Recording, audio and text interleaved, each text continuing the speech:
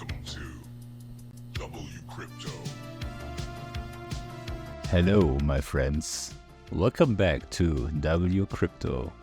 In today's video, we'll break down the exciting last 24 hours of Bitcoin price action. Let's get into the charts and see what's happening. Starting with the 1-hour chart, Bitcoin surged over 7.2% in one day, driven by recent interest rate cuts. It found solid support around $62,100 and peaked at $63,800 today. But things take an interesting turn. We're seeing a possible pullback toward the 21 EMA, which sits at $62,500. Bearish divergence on our wave trend indicator hints at a potential slowdown in momentum, meaning we might see a short-term correction. However, if we switch to the 4-hour chart, Bitcoin is showing more strength. It's holding above key levels, and although we're waiting for a trend reversal signal, this time frame suggests that any dip could just be a pause before further gains. Now, let's talk about quad witching.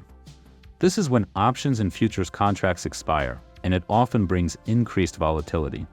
It could give Bitcoin the push it needs to reach $65,000, which is an important resistance level to watch. Zooming out to the weekly chart, things still look bullish. We've got a fresh green dot indicating strong buying pressure. With 3 days left in the weekly cycle, it's pointing toward more upside in the coming weeks, where the biggest trends are confirmed.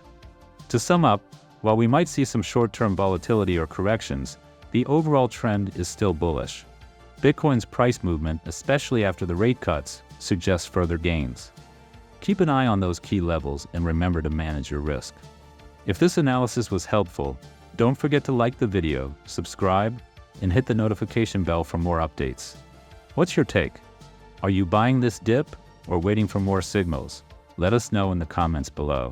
And see you in the next one.